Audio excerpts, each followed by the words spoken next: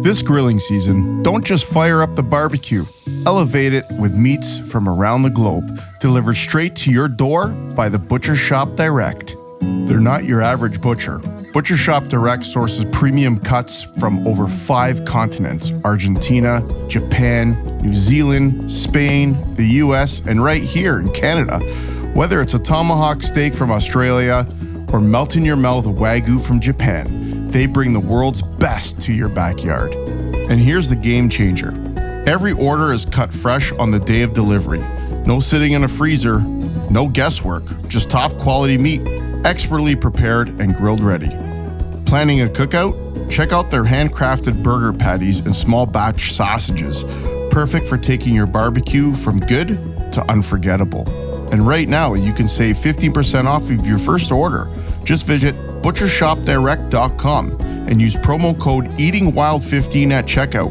Plus, get free delivery on all orders over $250. That's EatingWild15 to save, and free delivery when you stock up. Butcher Shoppe Direct. Premium, fresh, delivered. Welcome, guys, to part 2 of the Eating Wild podcast. We're sitting down with Coach de Gagnon, Christopher Showtime Johnson. Sit back, relax. We dive into it with Coach. It's going to be a banger. Banger. And you've been, hunting with obviously your background, living up north. You got your brother, Uncle P, Pierre, who's also a mentor to us. Musician as well. You guys are unbelievable with the guitars. You really know how to set the party, that's for sure. Tell us that story, buddy. We got to hear that story. Whether it was with a buck or whatever it was. There's one story I'm sure that sticks out. And it doesn't have to be a story, Coach, like the trophy you got, the fish that you got, what hits you, like anything, buddy. Sure. I do have a story. Probably my most memorable, and it's still vivid till this day, was the first deer I ever shot. How old were you? I just got my license. I was 15 years old. Oh, wow. Didn't own a rifle or anything, so I got to use my dad's 30-30. Mm-hmm. So we were chasing deer back then, and so my dad was the dogger with a couple other guys. So the guys got all strung out, and my dad had taken me to this spot and sat me down on a log and kind of just entered the bush line from where I was sitting, and he wasn't gone probably 5 minutes, and this deer just started running towards me. Really? So I just see a deer, so up comes the rifle, and yeah. And this little lever action 30-30, my dad's like, just put 3 or 4 shells in there. You go, well, these things will hold 7, right? So yeah. I'm like, I'm not going to listen to my dad. So I ran this thing full of shells, and out comes bouncing this beautiful doe all by herself, and she's running towards me full tilt, and I just started unloading this gun on it. All right. And this thing runs by me like 10 yards past me and gone. So I'm sitting on this log, just beyond myself, don't even know what happened. And within minutes, my dad pops right back out where he came in. So it's like, what happened? Yeah. He's like, yeah. He says, that was more than 3-4 shots. Yeah. So right away, I'm thinking, oh my God, I'm in trouble. And I'm just vibrating, don't even really know what just happened. So he comes to me and he's like, where was it? I'm like, well, it just crossed over there behind me, but I didn't, it's gone. And the rule was when you shot at a deer, you just sat and you just waited till somebody came back to you. You don't start wandering after it. So Dad found the track. He's like, right here somewhere? I said, yeah. And then he said, just stay there. And he was gone 30 seconds. He's like, come over here for a second.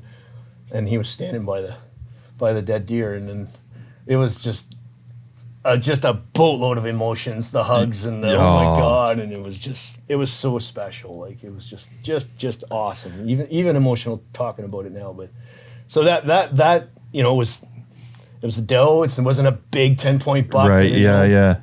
But you're 15 and got your dad's rifle, and it's the whole moment was. Do you still have that rifle? Is that still kicking around? Oh yeah, Dad still has it. And he's passed it on, and yeah, it's a pretty special piece for me. Yeah.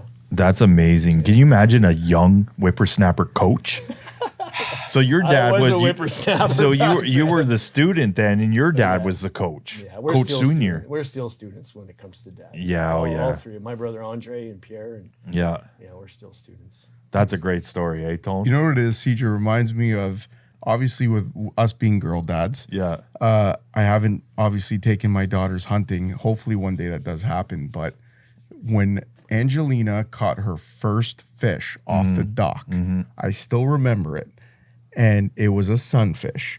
And she was using her frozen Yes. baby yeah, blue frozen yeah. rod. Yeah. And we were on the Gog. And Siege, I could relate to the emotion, even though it wasn't a buck. Yeah. Being the father, watching my daughter's eyes light up, Yeah. and Angelina was like, "Give me the fish, give it to me, Daddy." Like she wanted to hold it right away. I love it. She lipped this little sunfish. I have the picture. It's Yeah. printed. It's in a frame at the cottage right now, and that's what I feel like sets the table for you, bud. You know what I It mean? does. The emotions are there, but it's just incredible. I've gotten a couple times outfished by my daughters. Incredible. And I don't know if I'm more proud of them for outfishing me or I'm more proud of the chirps they give me for outfishing me. That brings a tear to my eye when They she's combine like, honestly then. yeah, she's just like, hey, old man, you better step up your game. I'm like so proud of the chirps, man. I'm just like, this is beautiful.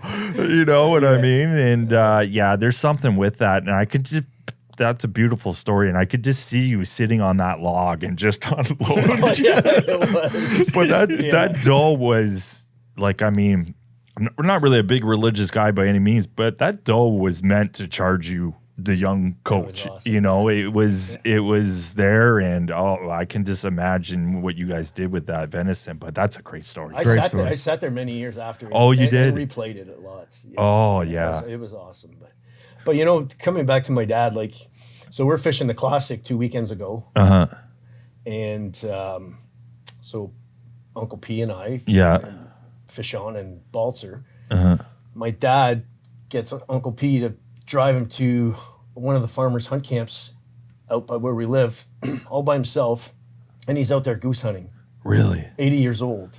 Wow. Like the man just lives. I think to hunt. he's still going to be considered Coach Junior.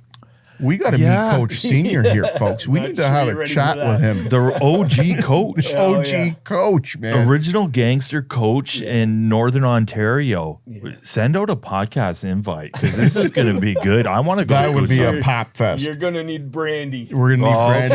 okay. And if we get Uncle P in the studio, Siege, we boy. might not make it to the second segment because we meet brandy and wine mixtures, folks.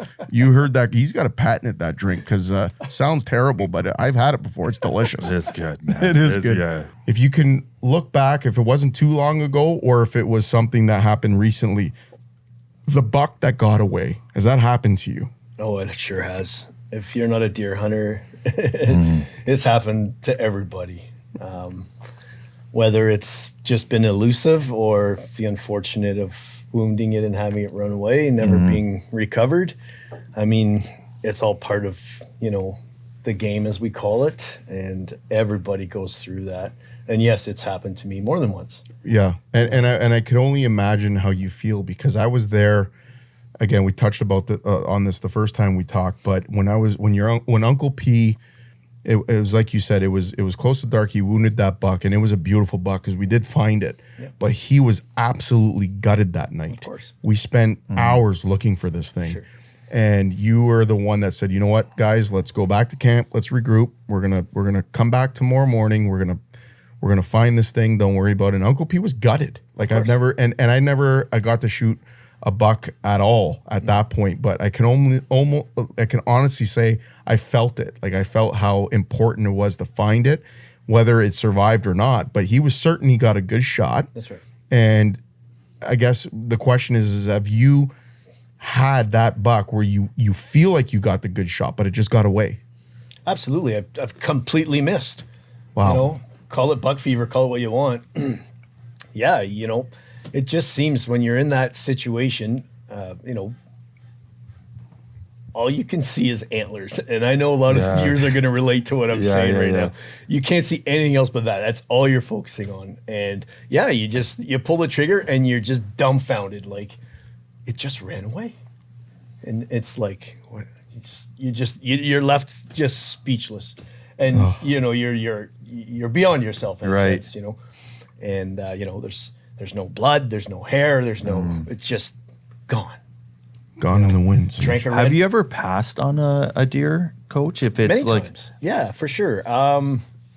You know, there's certain spots where I hunt. You know, I'd like to have meat in the freezer, but yeah, there's certain deer that you kind of have a history with, and you've seen kind of the deer survive season after season, and next thing you know, it matures, and you're like, I know that deer. I know that. Yeah. And just like I'm into a situation right now. In the last couple of years, there's been one just at my place, you know, and it just never caught up to him last year, and I'm excited to find out when I get back to see if he survived the winter, and I really want to get a good look at him this year, and I'm really going to hunt him hard. But passing up on bucks, the last couple of years I have been for that reason. You know, we still have the party hunts and stuff, so I still get venison in my freezer. But at the end of the day, it's not something I frown upon or anything like that. It's just a personal choice. I mean, we all hunt for whatever reason we're hunting for. I mean, I know more people that hunt to have meat in their freezer because it actually feeds their family. I mean, let's face it, the price of food. Oh my goodness. Well said there. Yeah. So you gotta, you pay in your, whatever it is now, $30-$40 for a tag. Right. And you got a full freezer full of meat. Yeah. Where you go pay that in the amount of weight of beef or pork. Right. Like, you know, so I encourage that. You know, it's got spikes and it's legal and it's your tag. Yeah. Put it on it. Yeah, because you hear some people are just the trophy guys, you know. Sure they are. They're just the trophies, and they want the trophies. They want the antlers in their garage and all that stuff. I can kind of see that too. But if you're taking the younger bucks, I've heard so much mixed stuff on it. Like they say to keep the younger ones around for like longevity, and it's better for your hunt camp and all breeding and all that stuff, or keep the older ones. Like I know with fish, you know, you want to keep the smaller ones. Right. You don't want to keep the big breeders. Exactly. Yeah. So is it something like that? Like, well, my take on is that Northern Ontario, I find it's so remote. Hunt camps are remote. There's nothing managed. We get caught up in television watching shows where, I'll just say Texas for whatever. They got farms there, so they manage these herds, right? Right. We have a herd. Yeah. And the herd is everywhere. So, to me, the management happens with does. Not that does can't be harvested, right? But that doe will have 1 or 2 fawns every year. So now you're producing more deer every year. Right. But to shooting young bucks and stuff like that, in terms of harvesting meat for yourself, I don't really see where, but you'll notice, just because of some of my butchering background, I'll notice the trophy hunters, as you call them, probably 80%, 90% of those trophy hunters will get that trophy, and I can guarantee you that whole animal becomes sausage. Because it's a mature. Yeah, I mean, it's the same with beef, right? Yeah. Fish too. Fish, yeah, absolutely. Yeah, it's funny you say that, Coach. I have been asked that on the podcast. You've gotten many questions before, and it's always the repeat question. Like, would you, if you only get to hunt once a year and you have that smaller buck come in with your spike, or whatever the term is for them, would you take it, or would you sit and wait, for a bigger buck to come for the trophy? But I feel it's weird because I'm at a point where I've gotten 2 bucks each. They haven't been, huge and for those guys that are counting points and stuff like that. But the meat was amazing. And I got to share that with these guys in the kitchen. It was so fun, the processing. And, I know you're a butcher by trade as well, growing up in the butchering sort of world with your father and your brother. But for me, the whole process of the deer was so amazing. And I didn't even think about the trophy. I didn't think about the horns at the camp for everyone to show off. But now that I've gotten 2, and I've only gotten 2, maybe I might be a little bit more selective. I see what you're saying. You know what I mean? So you're just like, okay, I've gotten 2, but then I think about it, and just to touch back on the questions that I was asked, would you we only go once a year. And okay, now I might go out for rifles, so maybe there's a couple trips involved, but I might not be able to see another buck, coach. Like, so I feel the pressure where it's like, okay, if I don't take this, I might not see another buck come in for the rest of the weekend. And, you know, the weather can change or whatever it is, or maybe we're fishing. So I think for me personally, I might hold off this year if something, you know, if something small comes in. But then I think about it. I'm like, man, all I can picture is me and Lou running that meat through the grinder, and then there's Siege twisting sausages, and there's Dan making the mixes and yelling at us, you know, and it's like, I don't want to miss out on that, coach. And I feel like maybe people that, like yourself, that live up north and have more opportunities to go out, like you could come home from work one night and sit in your stand for a couple hours, and maybe that guy you've been, that deer you've been watching for the past few years comes and you take it. But, you know, for people that have the opportunity to hunt often, coach, would you say, you know, don't hesitate if a smaller animal comes, or do you think that you can be selective? I think it just comes down to the individual and the type of hunting they want to do. You know, it's like catching a 50-inch muskie or whatever, you know. Guys are going to want to pop the big ones, and that's great. I've got nothing, but it's a different level of game too, right? I mean, them young bucks they're just a year and a half old. They just come running in, and you get away with a lot more. You learn a lot by watching them, so I encourage watching them for sure. Okay. I like what you said about your weekend hunting or your week hunt. You only got one crack at this. I'm going to use your words. Pop it. Pop it. Yeah. I agree. I agree, mean, Siege. Yeah. You might not, you know, guys can only hunt a weekend back home. I know guys that they you know, just the way that their work schedule falls, and the rifle season's only, you know, 2 weeks. They don't own a bow or a crossbow. Oh, they can only get out one weekend out of the 2 weeks. Yeah. They're popping spikes and they're popping forkhorns, and it's like the best thing they ever shot. And let's face it, the government's giving you a tag. You're not doing anything. That doesn't stipulate on the tag. Of course not. It must be this and that. We have a lot of anglers that listen to our podcast, but explain a little bit to that with tags. Like how many bucks can you take, and how many? Because it's not like fishing. You know, you can only take so much per year. So how much is a licensed hunter, like when they get a tag? How many deers can they harvest? Well, you're allocated one tag per hunter. Right, so that's one deer. That's one deer. You're right. There are certain areas where you can get a secondary if there's a management required by the ministry or whatever. Okay. And you can pay for that as well. Right. A lot of guys are doing that too. Right. And there's party hunting involved too. Yeah, I was going to ask you about the party It hunting. sounds like a fun time. Like You had me at party. Yeah, coach. yeah. I mean, when you're here, it's a party already. Like but you got hunt camps and stuff. You know, Okay. like where there's, you know, multiple hunters all Okay. hunting together. There's some rules and regs that Right. you know that are entailed to that party hunt. So you know, it's common to hear a guy during that week of the hunt where the group is together that, you know, one lucky shooter got 3, you know, or something like that, you know, or 2, or, you know, on one tag, but it's tagged by another hunter and stuff. So, Right. So there's a lot of things, but you get one tag, you get one deer. Yeah, that's it. You know, and unless they have that second permit zone or whatever you want. I had one guy tell me, he's like, I got my deer license. I'm like, oh, your deer license? So you mean your hunting license? He goes, no, I got this tag. He thought it was like a fishing license. Okay. Like pretty much, he didn't know that you had to attach that tag to that deer and you're done. Yeah. He thought it was like a free-for-all. I got my deer license. I'm like, got my deer license. I'm going out there and popping. He's like, Just oh gonna boy. go pop goes I'm the like, weed didn't all they over the tell place. you this in like, you know, your hunting course or whatever? Like, because this guy would have went like Dirty Harry in the woods and just pop, pop, pop. Sure. But yeah, there is a lot of different regulations when it comes to hunting and fishing.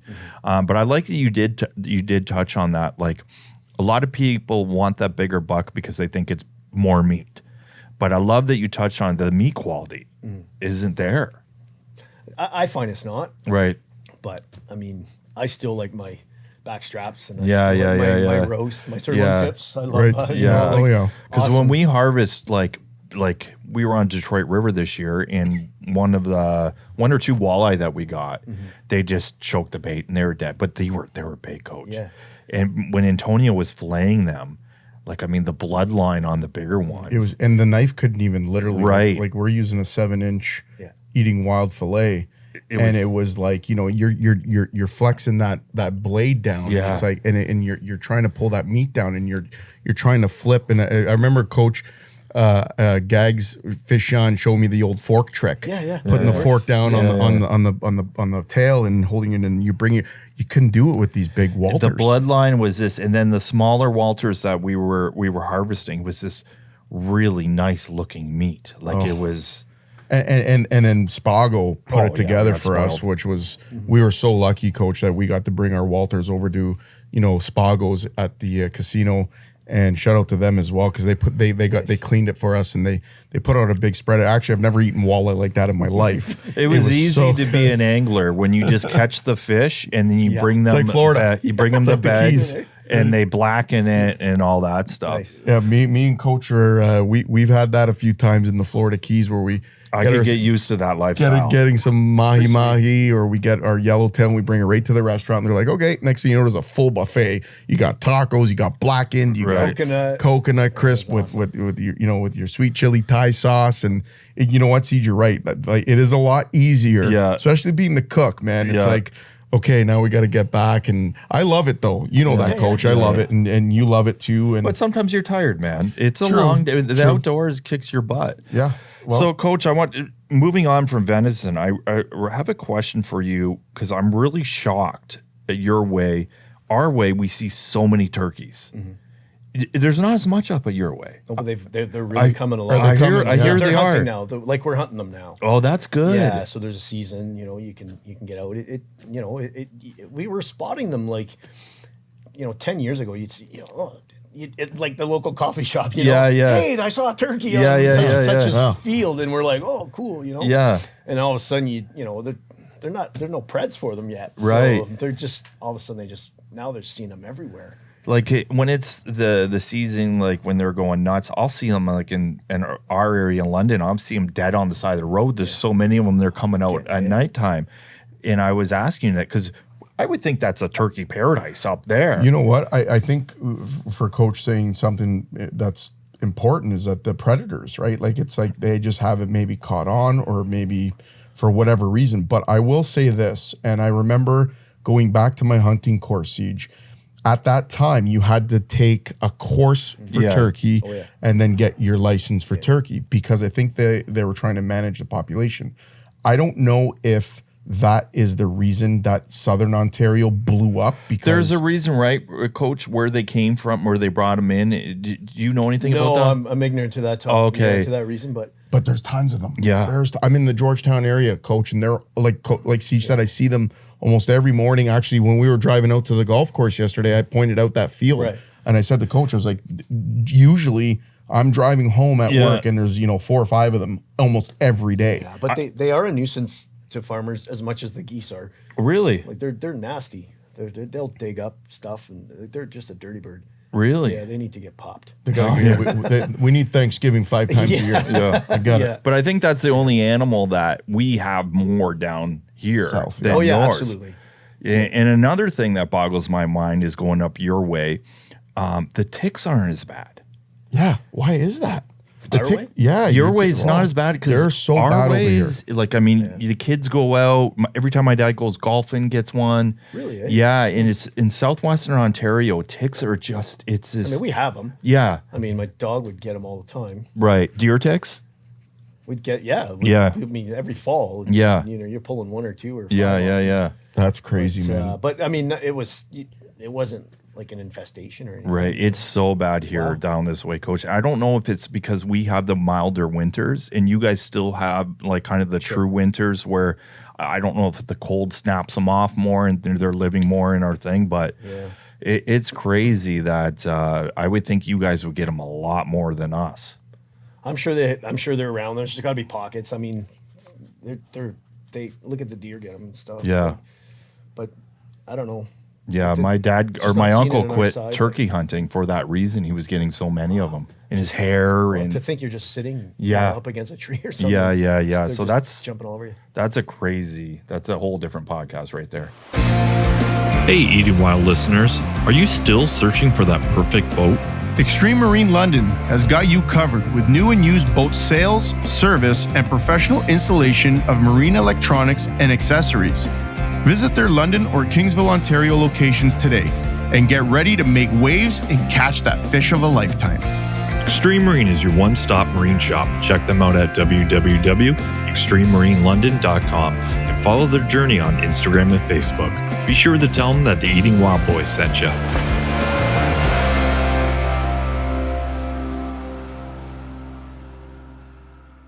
Well, the meat on these turkeys, Coach, I haven't harvested a turkey yet. We haven't actually. I think I've only sat once in the past 3 years. And with your experience, have you had any wild turkeys yet out your way? Like, have you harvested any? Uncle Pete, my brother Pierre, has shot several. Okay. And even in Astorville. Yeah. Yeah. And meat, beautiful? Delicious. Delicious. And do you guys use the dark meat? Not so much. Not so much. Okay, because that's a question we've gotten before. Is like, yeah. how can we utilize the dark meat on wild turkey? And I'm like, well, I got to shoot one first. You guys would have to show me because it was pretty leathery. But Right. guys will deep fry them and stuff just like a regular turkey. But it's a massive undertaking for processing them. Okay. We'll process them more with like a duck or Right. just Taste wise, would you say it's different than what you buy in your butterball at the grocery store? Yeah, you can't But compare. your butterball's all like chemicals. You Like, can't compare. It's different. It is different, but I mean, we've had Jim Miller on the podcast before, and you've met Jim at the camp before, and he talks about how it's different, but it's so much better for you. It is just like Siege said, it is not pumped with shit, and it's you're eating nature, and yes, it's going to taste different. Maybe you might not be able to harvest that dark meat, might be a little bit too tough. I'm sure I could figure out a way to make it edible. oh, you would. But I'm dying to get my first turkey, Coach. And I think I got so many recipes. I was going to do that Wellington. Yes. I talked about it. Didn't get to do it. Nicole, if you're listening, I know you asked me for the recipe. I can't give you the recipe until I do it. To be honest, she's like, "Where's was it? Nicole?" Oh, yeah. She's like, "So, did you get your turkey? Did you? I want to know about this turkey Wellington." I'm like, didn't happen here, folks. Didn't get to go out, but I'm excited for it, Coach, and I'm excited for this season. But moving on, I know we're gonna switch topics here quickly, but then we're gonna dive into some food and stuff. But you and Gags have hit the bass circuit hard, brother. You guys are Team de Gagnon. You got the sickest jerseys on tour. Yeah. I'm loving it. How was that this year? How did you guys do? Actually, it was our best season ever since we've started, and we haven't been doing this very long. I mean, I think this was season 5 for us. So, Coach, this is like the Nipissing Bass Series. Oh, okay. Everything's on Lake Nipissing. Okay.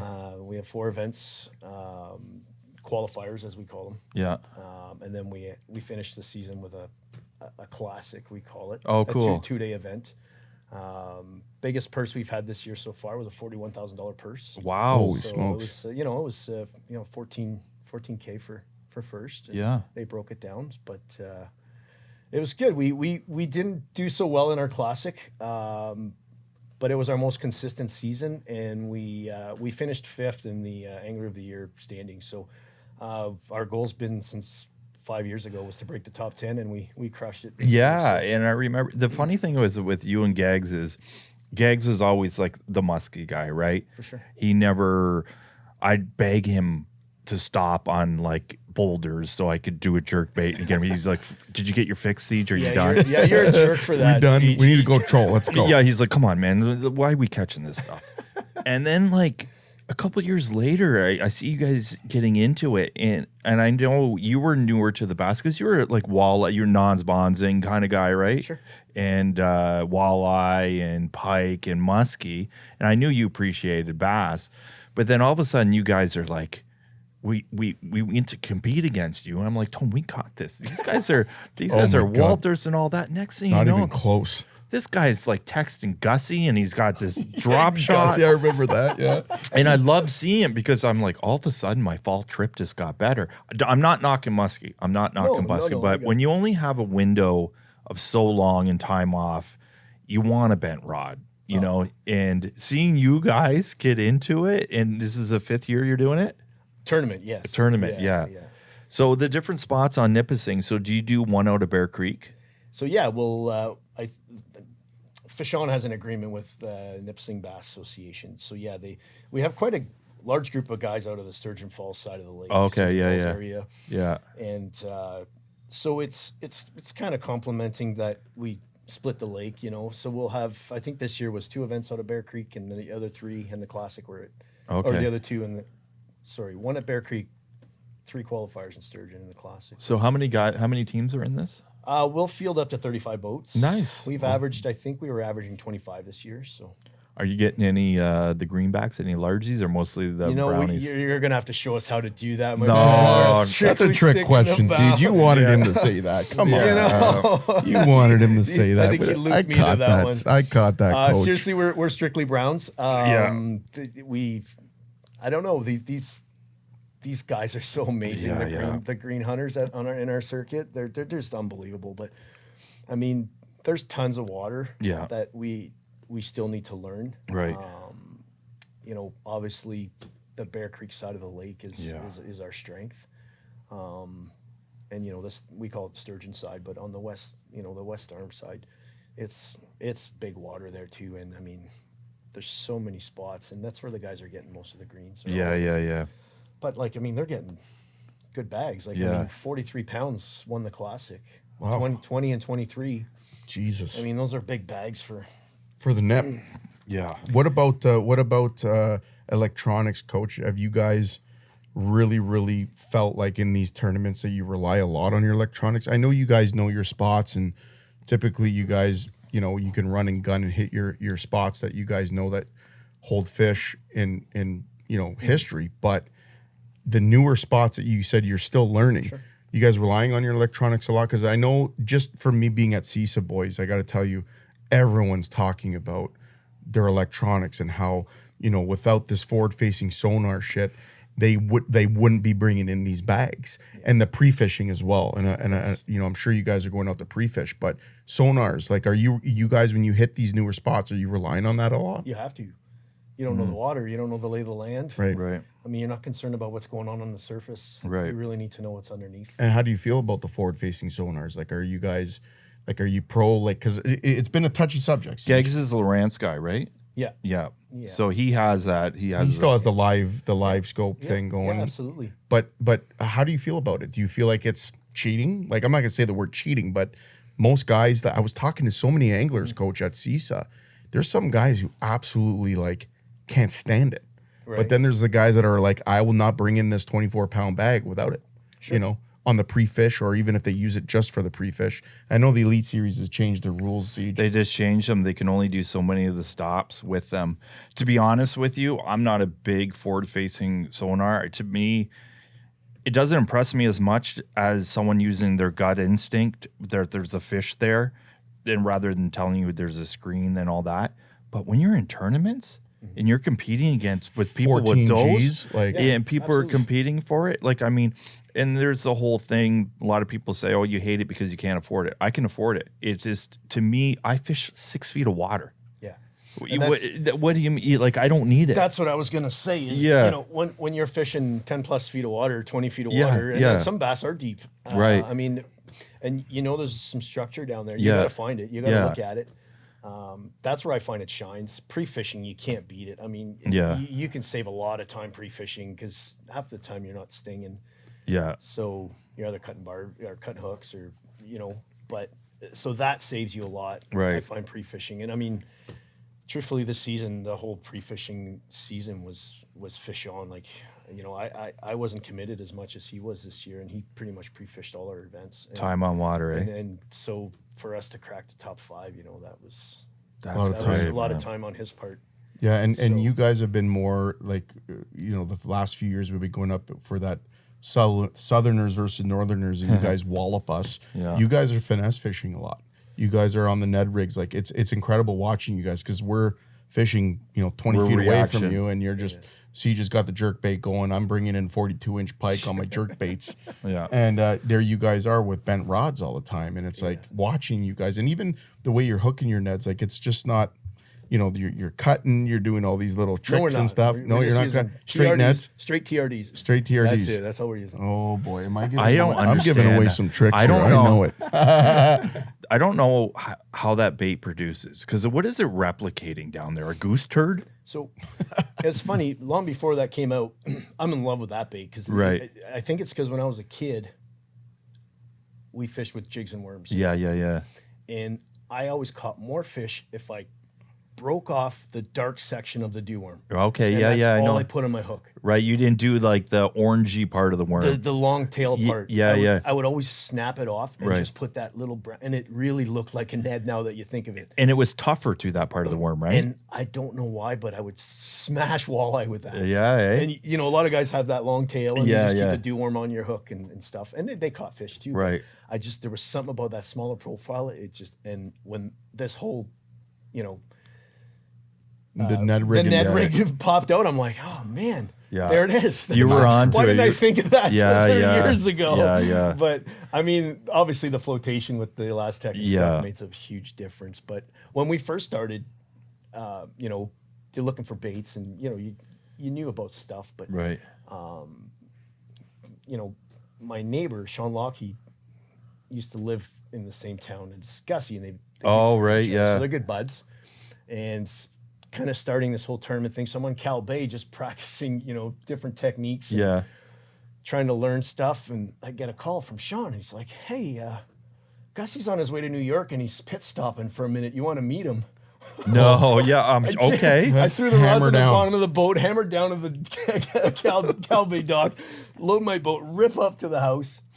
And as I'm driving by Sean's, I could see the rig in the driveway and my heart's pounding, right? So I dropped the rig off in my driveway and I run over and I walk into Sean's house and There's Gussie. there's Gussie. Nice. So he's like, what were you doing? And he starts asking me. I'm like, well, you know, I'm just trying this new thing. And I started telling him, you know, I was just practicing this Ned rig thing. And his eye just lit up. And anyways, I'm not expecting him to remember that, but it was such a cool experience. And then he took me out and showed me his boat and stuff. Oh, And it was awesome. And the guy is as cool as calm to earth, down to earth as you would imagine. Like, I've the guy heard is in the unbelievable. elite series, Unbelievable. he's supposed to be voted the friendliest guy on the elite series. He's it was a moment that I had with him, so I can't really say I know the guy, but Right. it was pretty awesome. Well, that's cool.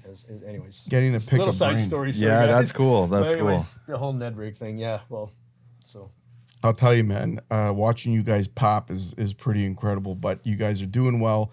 What's happening next year? Is the tournament growing, or is it something that you guys want to keep it where it's maybe 25, 35 boats? Or can this be advertised as, hey, you guys got to come fish this series because, you know, there's a lot of money involved and it's you know, you got Lake Nipissing, which is a huge body of water. So many different spots you could fish. I love that lake. You know what I mean, Siege? And it's like, are you guys promoting this? Is this happening? Like, do you want more people to come and join this tournament? that's totally up to the club. No mentions were done. I don't attend meetings, obviously, but I mean, the field did grow from 30 to 35. The cap, from what I remember from last year, Sean Balzer, Yep. who's Uncle Pete's partner, lives in Hamilton. He walked into the local tackle shop before coming up for the classic and starts telling the shop owner, and there's some random customer in there, and he's like, "Oh my God, you guys have a huge purse up there. Can we just come up and fish it?" So the buzz is already up in Hamilton, like it's down in Southern Ontario about Game what's over. going on with Game over. Yep. the nip. They're flooding the waters, coach. So, Get ready. There's so it's something kind about of nice nip. that the socials are obviously working, and Of there's course. a lot of buzz about that. But I mean, the guys are good. Like the guys that I fish against, they've been doing it forever. But my God, they're good, man. Like, and they're so consistent, and they're averaging 18, 19 pounds like a tournament. Like it's ridiculous. Well, you know what? I got to be honest, Siege. You need to join that tournament, bud, because I know you'll never I got a be lot able of time on my hands. Yeah. Here's the question, Siege. Who's your partner? On my tournament? Yeah, man. If you're going into the Nipissing, if you're fishing, who's your partner, bud? Easy, man. My father. Come on, What do you man. mean, come Your on. father. The guy taught me everything I know, and he's still a great stick. Old man Johnson? Yeah.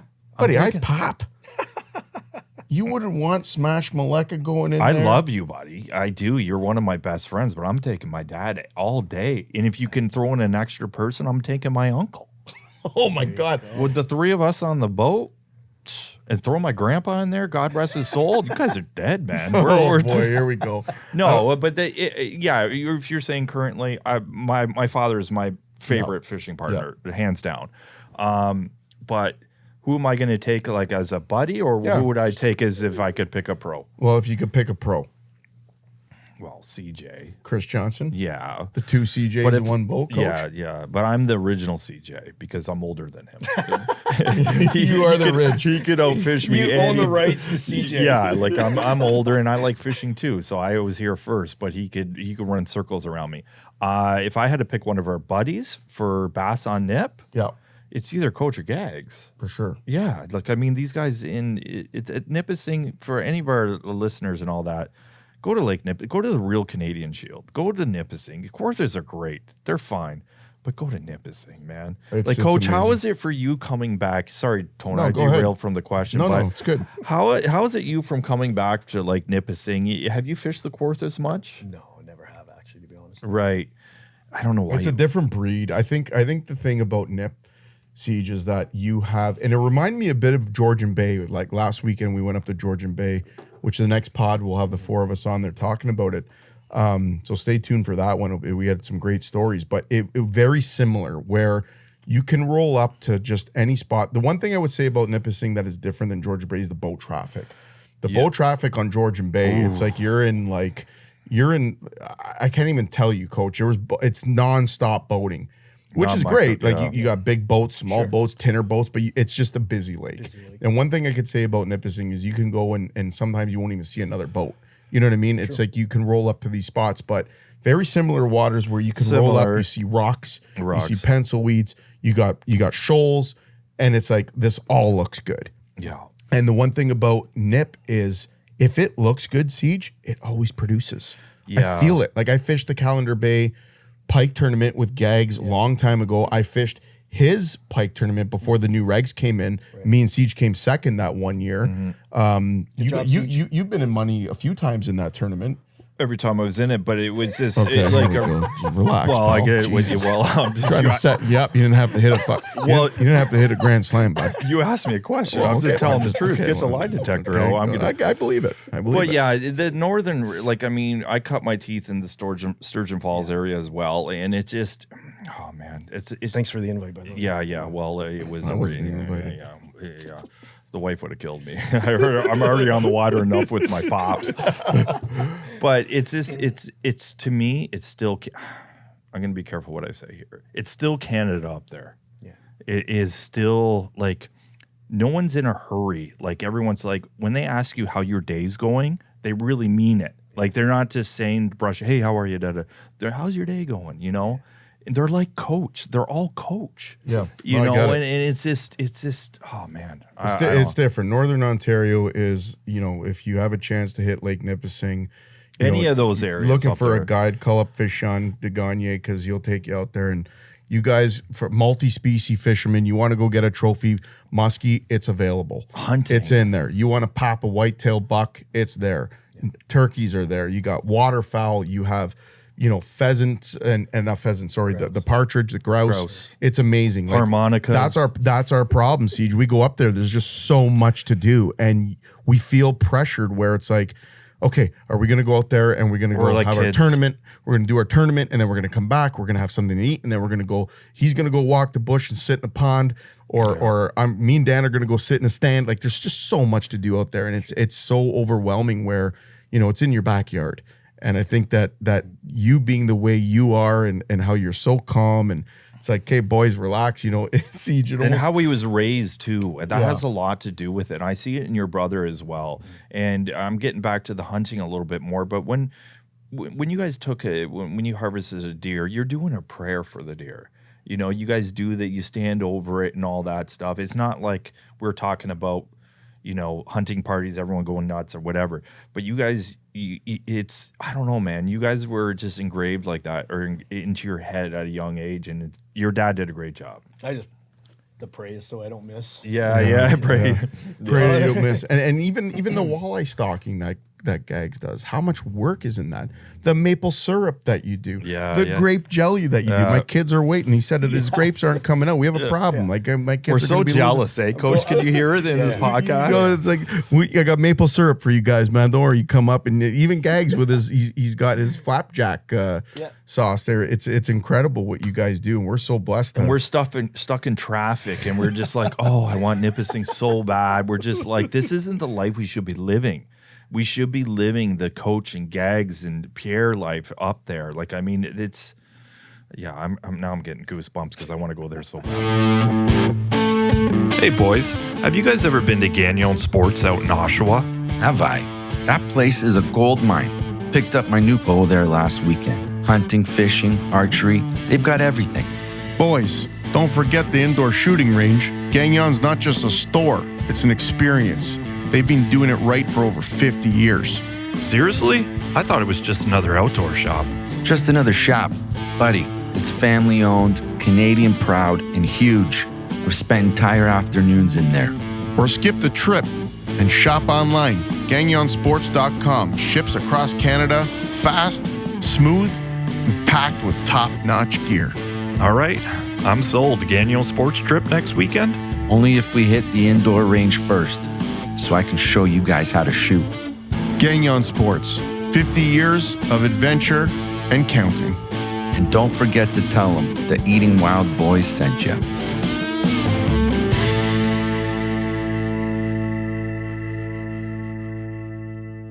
The thing that I look forward to with our trips is when we gather. And you have the guitar. We have fun, but we eat well. Oh, we eat well, and I think that everyone becomes a chef in that camp. Because Gags knows what he's doing. That guy knows how to. I mean, Gags have made me meals over the past years that are absolutely dynamite. Like from something as simple as a burger. The first time I had a burger with a fried egg. Do you remember that? Yeah. Gags made us these burgers, and I was just like, what do you call this thing? It was like amazing. You know, with you and with Pierre, everyone pitches in, but food, man. Food is a big part of our trip. For sure. It always has been. And what are you looking forward to most, Coach? Like, I know getting together and we got the singing and we're always strategizing of what the game plan is for the day. But we're talking food here. What can you say you're looking forward to? Hey, you could tell them that it's what I'm bringing. Don't mind, brother. I know those short ribs. You're already thinking about the short ribs. You took it right out of my mouth, man. I was gonna say you gotta bring short ribs, man. But that's Dan's marinade. I got to be honest. Tell us about the marinade, Toad. Let's get into this. What's in the short ribs? Let's get into this. One secret. You need this in that short rib recipe, Coach, okay? Because it's sweet. You know, when it's on the grill, it caramelizes. You get a lot of that sweetness. It's almost like honey, but there's actually no honey in it. It is the Chinese pears. If you go to an Asian if you go to an Asian grocery store, you want to buy those Asian pears. And I'll tell you, sometimes you'll see them, Coach, and they got this little sort of I don't know if it's styrofoam, but it's got like a styrofoam, almost looks like a cup holder. Oh, to keep them from getting banged around? Exactly. Yeah, And you'll notice them, they're kind of greenish, but they're so sweet. And what you want to do is literally peel them, Siege, put them in your marinade, garlic, ginger, cilantro, soy sauce. You can add Lee and Perrins, a Worcestershire sauce if you want to. But what you do is you literally blend that, and then sesame oil is what you kind of use to sort of thicken that marinade while you're emulsifying. And I'll tell you, that's what brings the sweetness to that marinade. It caramelizes. It caramelizes on the grill, and I'll tell you, it's one of our staple things that we like bringing up to Lake Nipissing. I always see coaches. You take some back with you. Get out of my way. Yeah. You know it's a hit when coaches favorite. are bringing back home. And let's talk about. I'm detouring, but your pizzas, man. Oh, buddy, the pizza oven. Yeah. Can't wait. You got to show me some recipes. Like you're a 3-ingredient pizza guy. I load them up. You know what? It's funny because when you were building that pizza oven, so just picture this. You know, Coach's house in his backyard. He's got this brick, beautiful Napoleon style pizza oven that he made out of was a concrete motor and some bricks and whatever. And I remember you were sending me videos of the pizza, and you were just starting out, and I'm like, man, why don't I have that? Am I nuts? Like, I should have that. I owned a pizza shop, for Christ's sake, for years. So did Dan. Like, what the hell's wrong with us? And to watch you make those pizzas, man, I was so jealous. But I will tell you, it's like what you said before. Less is more. For sure. Less is more. And Napoleon-style pizza siege, it's cheese and sauce, olive oil, fresh basil. You're done. Awesome. That's it. You go to Italy, that's how you're eating your pizza. You want to fold it. It's got to be nice and thin. Fold it, get the air in the dough. I'll tell you right now, Coach, next time I come to your house, brother, it's a pizza party. All right. Pizza and short ribs doesn't really go together, but we'll figure it out. Kinda, pizza and wings, pizza. Yeah. You could do buffalo style short ribs. We did buffalo style grouse before. Yeah, that was good. We had the fryer. Gags had the fryer in the back. Ooh. Yeah, man. Folks, if you don't listen to this podcast often, if you could ever hear us talking about our hunt camp trips, it sounds like a Super Bowl party. Yeah. Because there's so many different flavors. You got Lou doing sardines. Yeah, that's right. We got sardines on the grill with kosher salt, and I don't even think it's kosher. I think he uses sea salt, but it's very coarse. And we got the charcoal going, cornbread, olive oil, and that's it. That was really good. It was good, right? Like sardines in a can, don't even get me near it. Yeah.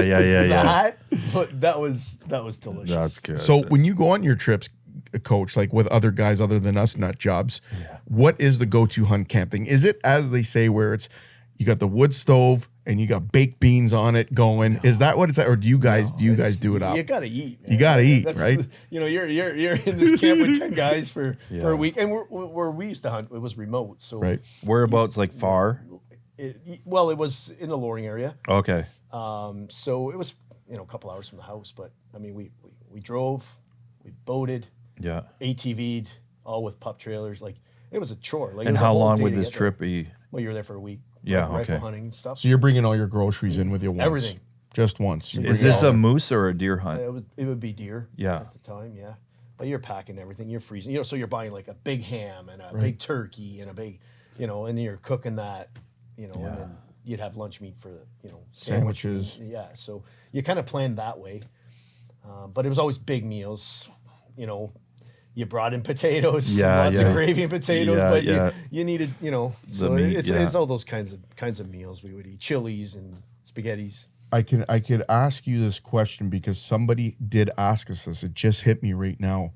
Snacks while you're hunting. Yeah, man. Are you for it? Like there's a scent of a pepperette. Oh, you mean freak you out while you're sitting? Like, are you?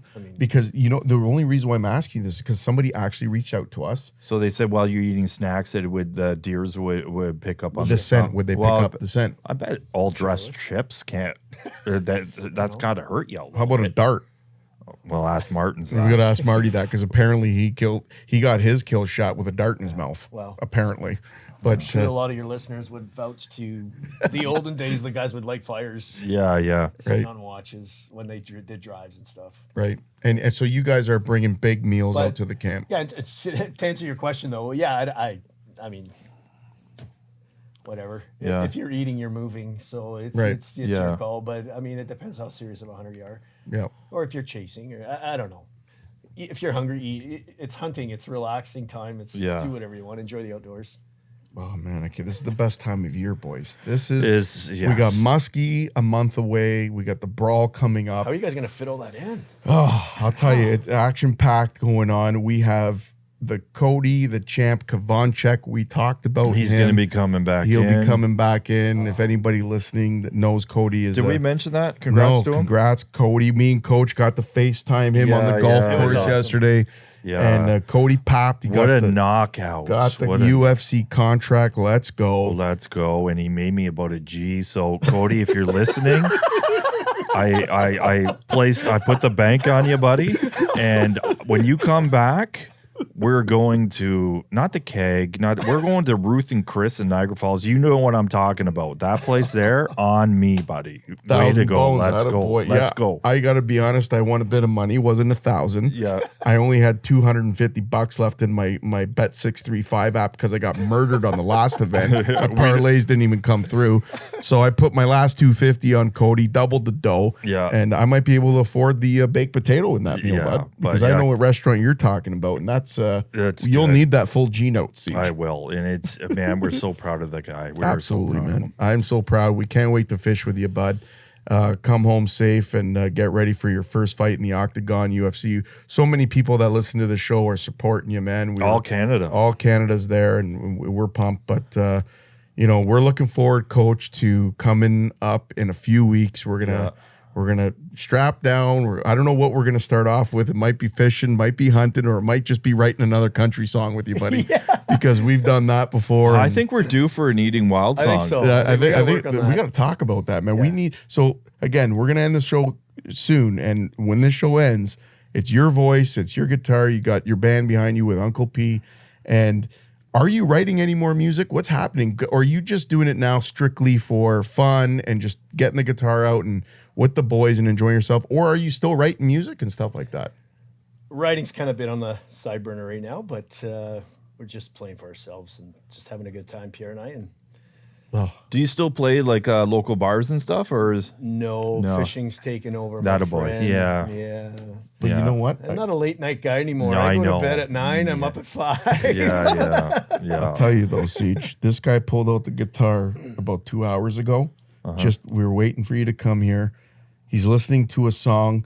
I leave the room, I come back, he's already learned it. Oh man, I hate people like him. I hear him playing, and I had to sit down, and I sparked a dart. Yeah. And I'm looking in awe, and he's listening to his phone, and he's like, and then next thing you know, he's wailing away, and he learned the tune in seconds, buddy. You are so talented, man. I can't wait to come up there. Brother, we're going to talk about it on a pod in the future, but we're excited that you actually came down to sit with us and do this podcast. Thanks for because having me. You're a huge part of what we do here, and all the stories we tell, you're in it, brother. And I couldn't be more happier that you're here. We need a hunt camp podcast one of these days. Live from the camp. We need Starlink up there. We got Starlink going. There's no reason not to. Let's do it. Let's do it. Well, we're gonna check out of here, guys. There's only one thing left for you to do, and Coach, you know what that is, bud. End us off. Put this podcast to rest, buddy. Take it home, Coach. Woo! Take it home, Coach. Start that tune. This is Smash Maleka. Christopher Showtime Johnson. We're out of here, folks. Thanks for tuning in. We'll get you next week. Cheers, salute, and fish and get the net.